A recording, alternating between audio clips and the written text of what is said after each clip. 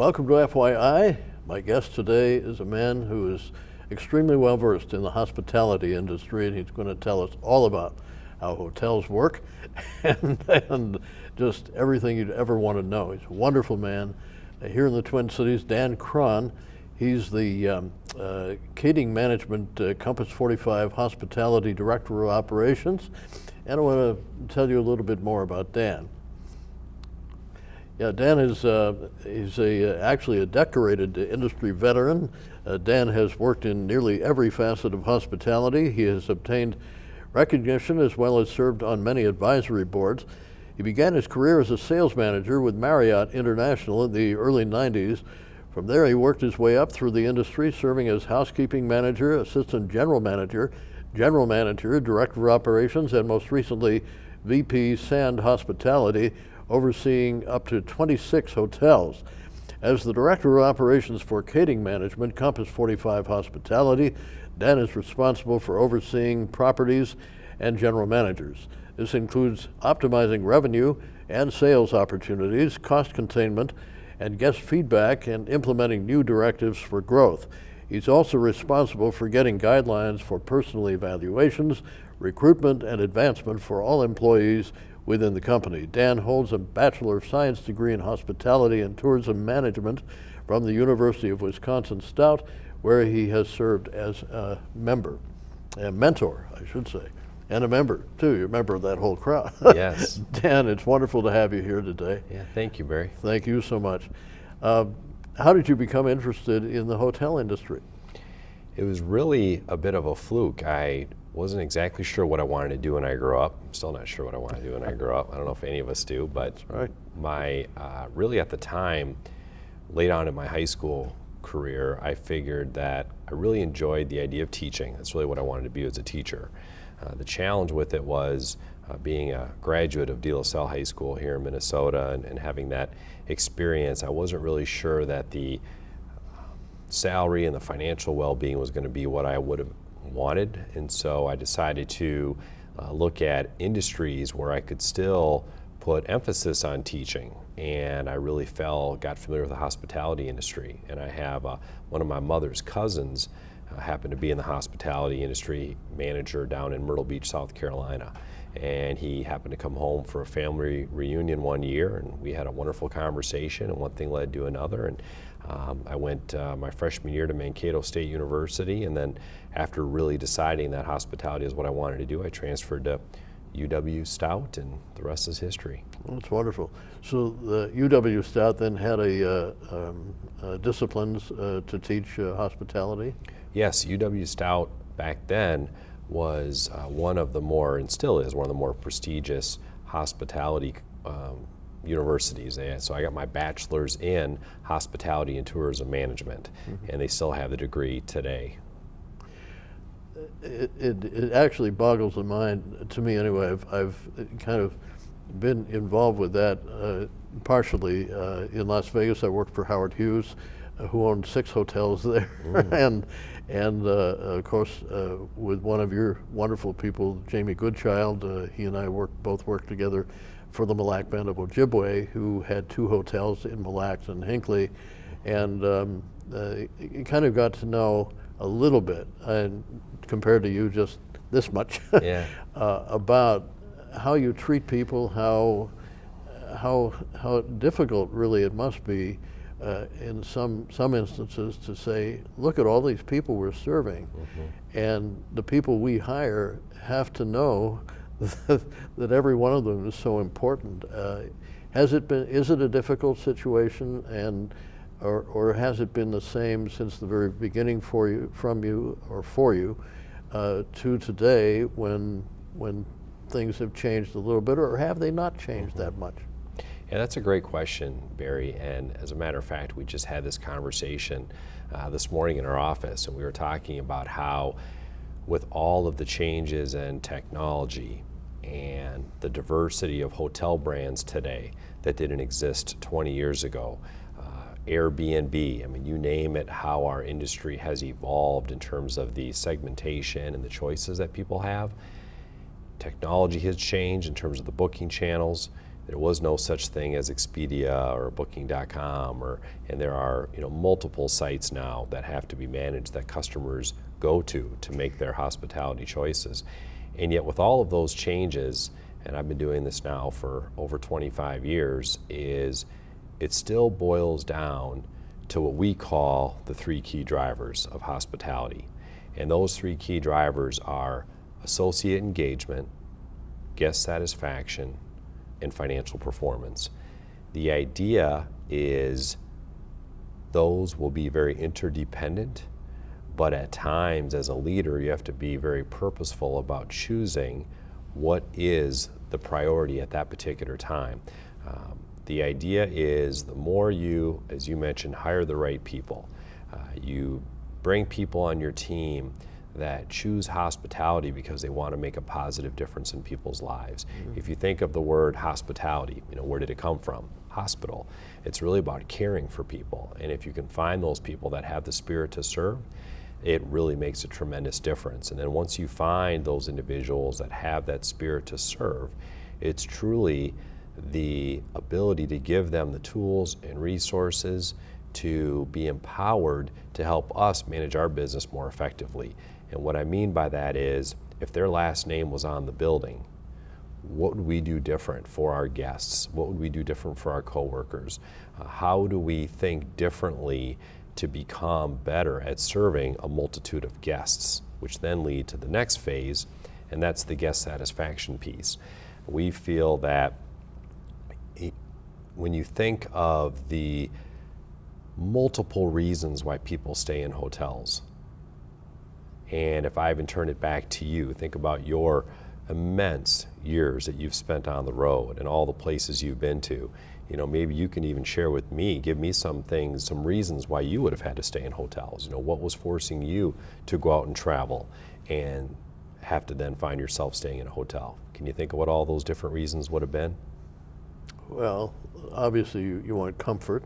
Mm-hmm. You want to make sure that you're being taken care of, well taken care of, and not in a bombastic way, but to want to, if you want room service, you get room service. I don't know if that even exists sometimes today, but you want to make sure that it's nicely taken care of, that it's prompt, and you get what you asked for. But guests should also not treat, in my opinion, the hospitality workers like servants. They have to realize, in my opinion, it's a two-way street. And I've always been lucky enough, I guess, to know that, as you said, to be traveling in various countries even, when you're over there, you're their guest, and you treat them nicely. Yes. And don't be the ugly American. And that's in quotes. For those of you who don't know, yes, it was a book. Anyway, I want to tell the audience, no, we're not ugly Americans. Yes. Well, for me, ugly, what can I say? But anyway, not to go too far afield here, but indeed, just knowing that the people who do service you and serve you in the hotels do it nicely and respectfully, etc., and in kind they will get it back. Yeah, and I think that's the interesting part. And I think when you think of the purposes for people staying in hotels, it might be business travel, it might be funerals, weddings, family reunions, could be training for a new job, could be coming in to interview for a new job, it could be working on a long-term project that you then need temporary housing. I mean, you think of the number of reasons why people choose to stay in hotels, and to your point, understanding and really taking the time to understand what's really important to all of those people and for the specific reason that they're staying with us. The needs of somebody staying in your hotel that might be there for a memorial service may be quite different than what the guest needs when they're staying there for a corporate meeting. And I think really empowering our associates within our hotels to truly take the time to seek first to understand and qualify why those people are staying with us, and then really training them and helping them understand how do you best serve that particular individual. That's really where we try to go with it, is really try to look at, if you think of a normal hotel, let's say you have 100 check-ins tonight. It's a Friday night, right? Let's say we got one of our hotels and you're dealing with that. It's really encouraging that person at the front desk to understand that, yes, I understand in your mind you may be thinking that I've got 100 check-ins tonight, and everybody that comes in is just 1/100th of that equation. But we try to get our people to look at it and say, but for that individual, it's 1 out of 1. The ratio is 1 out of 1. We hope. We hope they don't have a reason to stay at another hotel that night. But that's really kind of our message to our employees. Same thing with our housekeepers, letting them know that you come in the morning and you might have 16 rooms to clean that day. For you, it's 1 out of 16.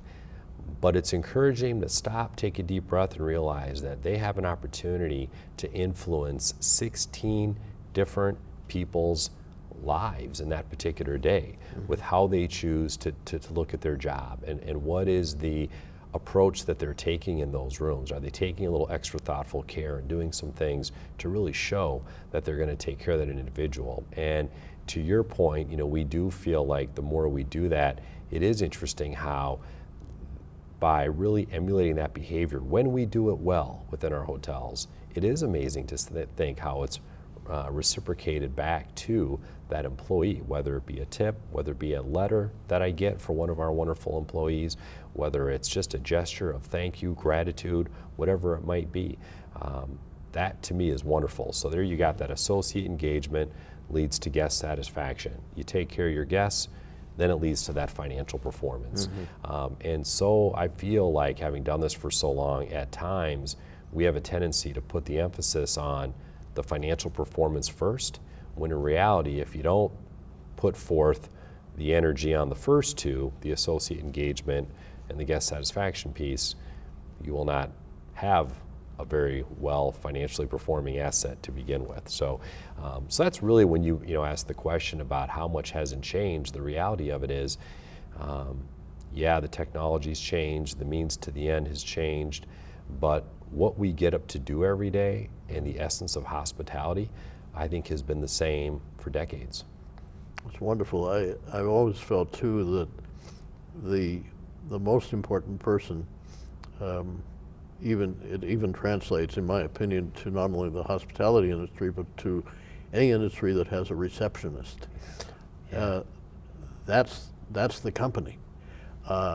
If you're welcomed so genuinely and warmly, and they really mean, oh, it's so wonderful to see you, welcome to our property, et cetera, et cetera.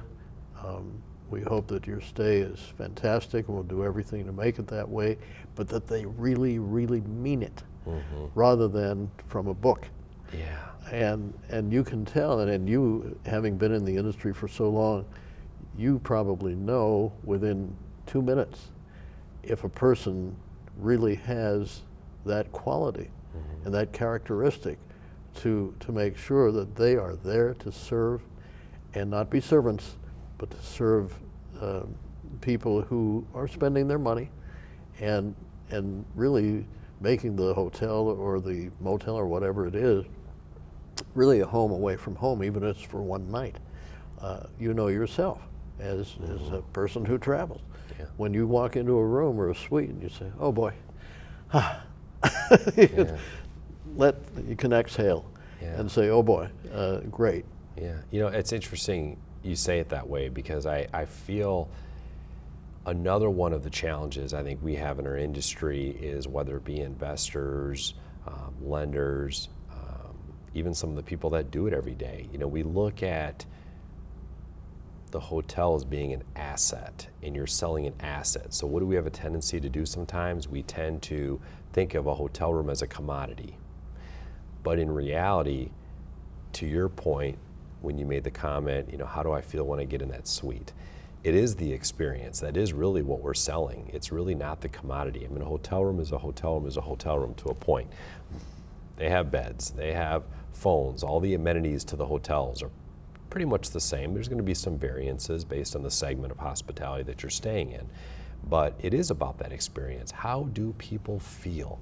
What is that emotional response when people leave our hotels? That's what we're striving for. We want people to tell us and be very clear about saying that we did make a positive difference in their life. It just wasn't about providing a hotel room for them. You know, are we gonna hit that expectation every time? Of course we're not, but that is the goal. And to your point, Barry, it starts with us being able to ask ourselves, who do we want on our team? And we have if you don't mind me speaking about how we go about selecting those people, but one of the things that we've done is we've actually created, and I've been doing this for a number of years now, we really try to ask ourselves, what can we do different in the recruitment process? What can we do before they even choose to say yes to working in our hotel? What can we do to really differentiate ourselves? And so one thing that I came up with was this, we call it the 5 A's, the 5 attributes that we're looking for in every associate that joins our team.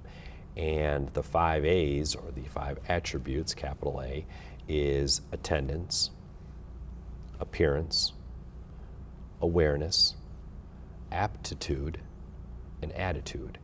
And we have a letter that goes out that we attach to every application, and it basically lays these things out, and it basically says, hey, thank you for taking the time to apply. After reading this and learning about the 5 A's, if ultimately you feel you want to be part of our team, we look forward to continuing the employment process with you. If not, we fully understand. What's a little bit ironic is we did that, or I came up with the concept years ago because during the recession, we were getting a number of people coming in and applying for jobs that frankly didn't know hospitality. They weren't very passionate about hospitality, which frankly I understand. You know, if you're unemployed, you're gonna take advantage of any opportunity you think might fit you to help you, provide a living for yourself and your family. So I don't at all begrudge those people, but can you imagine being a management team of a hotel and trying to prioritize your time? You're spending hours interviewing people and talking to people that frankly really aren't a good fit. And so we really came up with this concept to figure out what can we do to really hope that we're going to have people coming in the door that really are choosing us, and they're choosing what this expectation is that we have for our employees.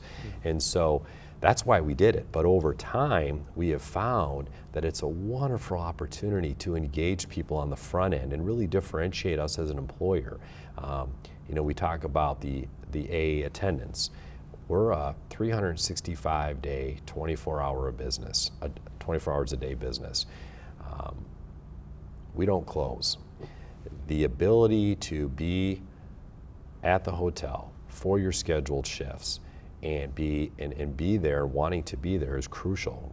Hotels don't have a setup of 10 call-in backup employees. We just don't schedule that way. We can't hire for that. So the importance of being there is incredibly important, of course, right? Like any job.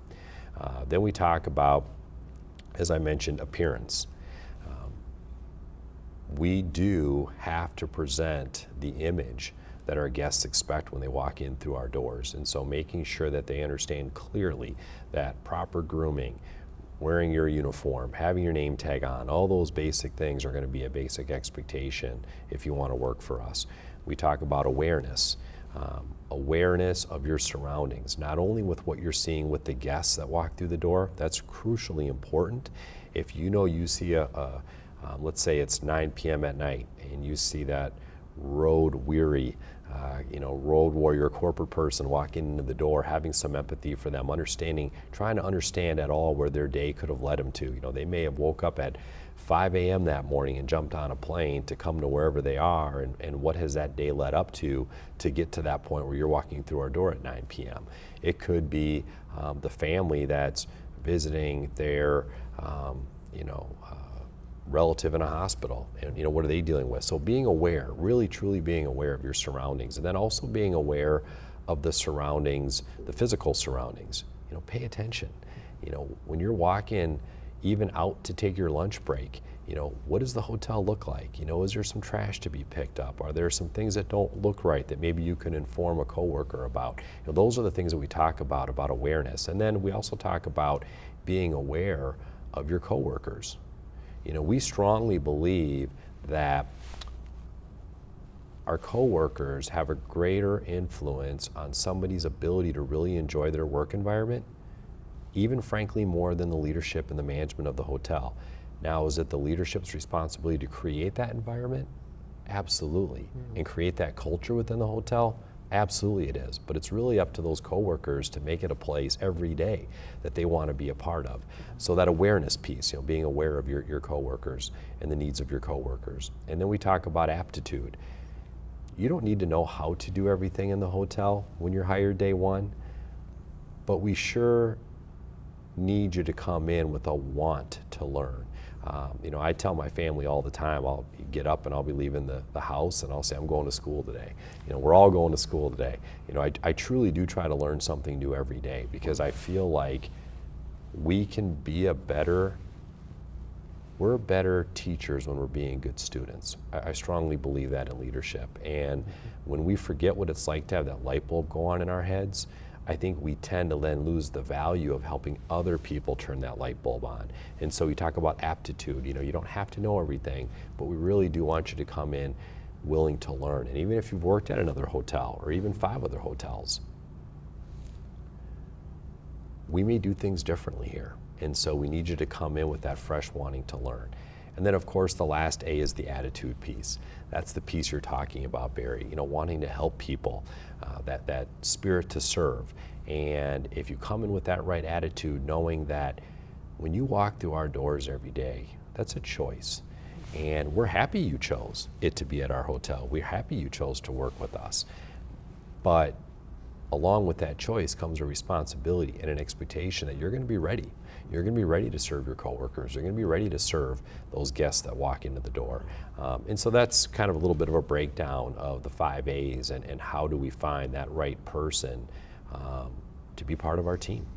That's marvelous that you've created that.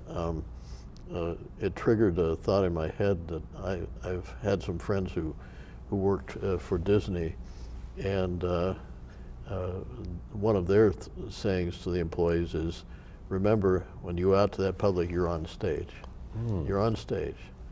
When you're off stage, you be off stage. But when you're with that public, you're on stage.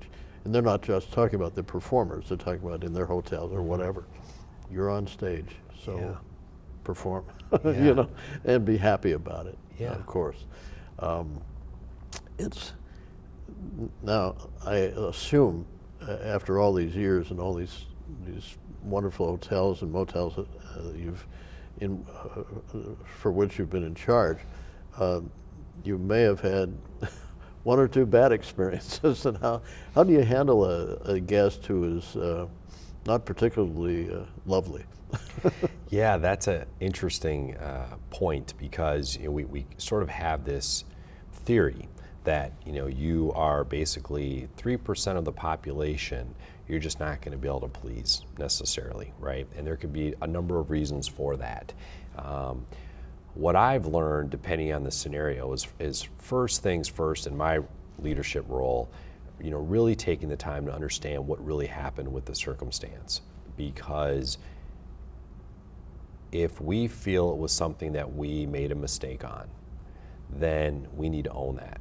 As unpleasant as it may be, the reality of it is we're in a very human resource intensive industry in the hospitality business. And I mean, I make mistakes every day. And so to think that our employees aren't going to is just foolish.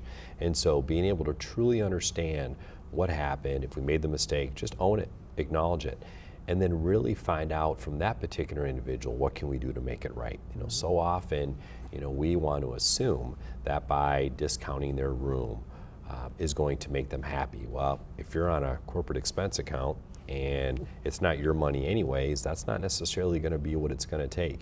So I think just really being humble about it, acknowledging the mistake, and then really asking the individual what they feel we can do. And a lot of times it's just them getting an assurance that people care and that whatever maybe the mistake may have happened, it's not going to happen again. Obviously, we can't guarantee it, but I think they just want to know. They want to know that their words were heard. Then there's, of course, the circumstance where maybe we didn't make the mistake, and it's just a perception issue. And what I've learned there is, first and foremost, taking the time to understand what happened. And if it's something where I know for me, maybe it's a sense of humble confidence maybe over the years, but I don't have a problem educating our guests in a situation that sometimes they need to be educated. If they weren't clear, or if there was a misunderstanding of our policy, or something happened that maybe they thought should have happened, but frankly, our team did what it was that they were expected to do, then it's my role to back that employee, which I will do unconditionally in that situation, but then educate the guest. It's not gonna make it adversarial. It's not about that. We have to remember we're still in the hospitality industry. And even though they say, the guest is always right. Well, the guest isn't always right, but the guest is still always the guest, and we have to remember that. And so really taking the time to let them know maybe why something may have happened, I find really helps break down those barriers. And it's part of what we have to deal with every day. Yeah, I'm thinking particularly of when I lived in Las Vegas and I worked for Howard Hughes. He owned six hotels. And of course, I was in the TV side of his business. He owned our CBS affiliate. But anyway, I got to work with some of the hotel people, and they had some, I'll call them big shots, in the entertainment industry who were particularly difficult. I can't imagine Las Vegas. That must have been the norm, probably. It was the norm. Yeah. But I am reminded of one incident here. I won't name the name of the hotel. But my wife and I, we were celebrating one of her birthdays, and we stayed at a particular hotel downtown, and a major star, and if I mention the star, you'll know the hotel, but one of his partners demanded that there would be a pack of cigarettes no more than 6 feet away from wherever he was in this gigantic suite. And the hotel had to accommodate that. And I can't imagine. They must have been tearing their hair out knowing they had to do this, but they did it. Yeah. But it was pretty rough. Interesting. So. Yeah. Thankfully, I've not heard of anything like that. But that's a big part of it. And there are going to be times, even in those situations, where you have special circumstances that you want to do your best to accommodate. And I think that it's how do we view that? Do we view it as a burden, or do we view it as an opportunity? Yeah. And I think, to me, it starts with that right there. If we look at those even crazy opportunities, I can't imagine what that would even be like in a large suite, having to place cigarettes 6 feet away from somebody, no matter where they're going to be at any given time. But if we bring people on board that feel like there's an opportunity to wow somebody, even if they don't do it exactly right, it starts with that attitude.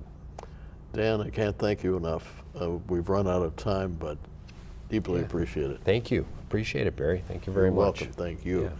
Yeah. And shameless plug time, my book, it's available on Amazon, so take a look at some surprising stories in the book, and we'll look forward to seeing you next time here on FYI.